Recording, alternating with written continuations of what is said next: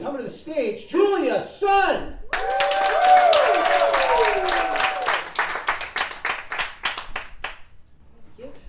Hello, I'm Julia Sun, and you knew that already, but I'm known for my sunny disposition.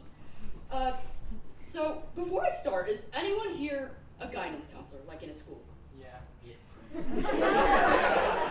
I'm guessing that's a lie, hopefully, because I'm going to be talking about why guidance counselors are the bane of my existence. So, like, to start off, guidance counselors are always just so nosy. Like, I get it, it's their job, but, like, they kind of, like, patrol the hallways of the school, like, vampires or something like that. Like, they're looking for little juicy kids to prey on. And, like, nowadays, whenever one passes me, I'm prepared. I'm like, stay away from me, you woman, you witch. You can't fool me again. And then maybe in the corner I'll be holding like a cross or holy water to be warded off. But in the past, I wasn't so fortunate to know this. Like, I was one of those innocent children who thought they could open up to adults and trust them. Big mistake.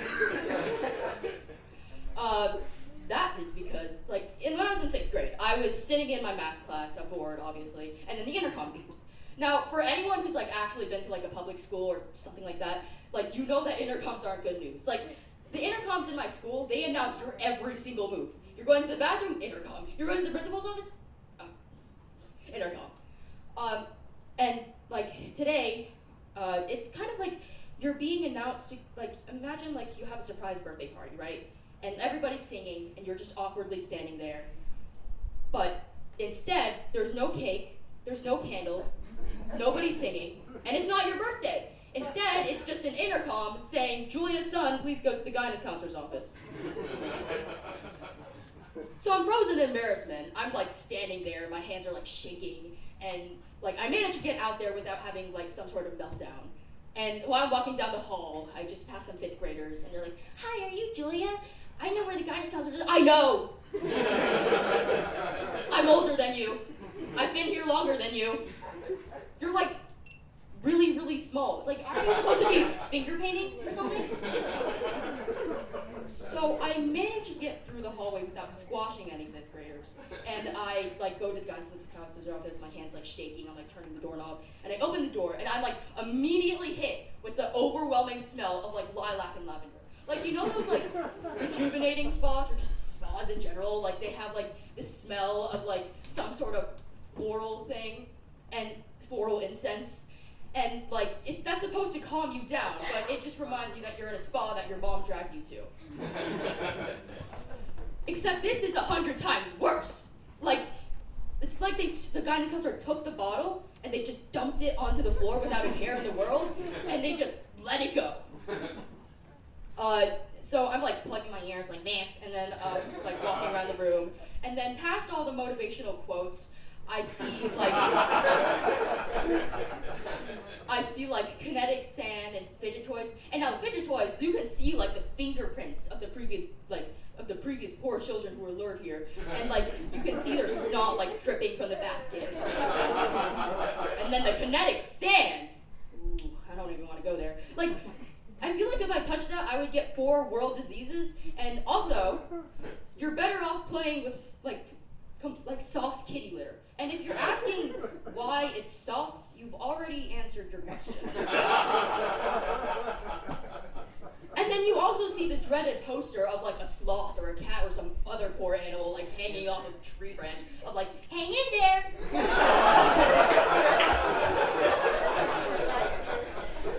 And like honestly, whenever I look at that poster, I'm like horrified. I'm like, I feel bad. Like, why are they going to a guidance counselor's office? They should be getting a firefighter or something.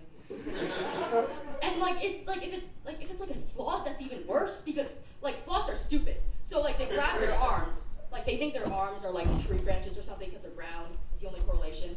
And they grab it and they think it's a branch. Then they fall and then they die. Not exactly hanging in there. So I sit down at one of the like chairs, like trying to hide my face from everywhere, not looking at anything, because this room is just making me feel worse. And then the guidance counselor comes in, and and she's like, "Hi, Julia. Okay, so before we get started, here are some of the things how this is gonna go. Blah blah blah blah. Everything you say to me is confidential. Blah blah blah blah. You can trust me. All that stuff." And then she drags me to the other room with the beanbag chairs. And the thing about beanbag chairs, like I sit down in one of them and I feel depressed emotionally and physically. Like you feel the balls like curl against your skin. And the guidance counselor isn't even sitting in a beanbag chair. Like she knows this is one of her tricks. She knows that something is up. And so like the first question she asked me, she's like, "All right, Julia. So now that you've gotten into like 6th grade, what is like some new responsibilities that you need to handle? Like, is there any like thing you have to tackle?" With great responsibility comes great power. Spider-Man, 2002. And she doesn't seem fazed by this, so I'm just gonna keep going. All right, so that's great. What do you think, like, is there any like dark thoughts that we should be worrying about? You merely adopted the darkness. I was born by it, molded by it. The Dark Knight Rises, Bane, 2002. And by now she's getting a bit exasperated, like she's getting like tired of me. She's like, "Okay, Julia, I need you to work with me here. You need to tell me the truth." "Oh, you want the truth? You want the truth? You can't handle the truth." Good man. 1992. Colonel Jessel. And right now she's just done with me. She goes to the other room and then she like goes to like call the other places for backup. She's like, "Susan, we need backup. This show is more mentally unstable than we thought." And I'm happily sitting there reciting the B-movie script.